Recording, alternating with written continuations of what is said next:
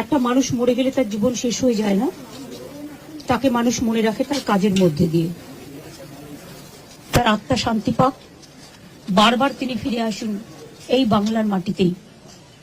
আমি এটুকু বলে আপনাদের সকলকে নমস্কার জানাচ্ছি। Firhad Hakim, CP, DG, CS সকলকে ইনস্ট্রাকশন দিয়ে গেলাম, এবং ববি আর অরূপ সারাক্ষণ থাকবে, টোটাল টেক কেয়ার করবে।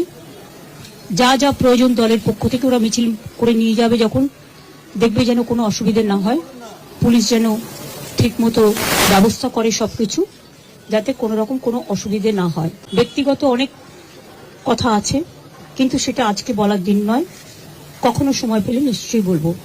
আজকের দিনটা এই সময় তাদের পরিবারের পাশে দাঁড়ানোর দিন, এবং দল হারিয়েছে তাদের নেতাকে।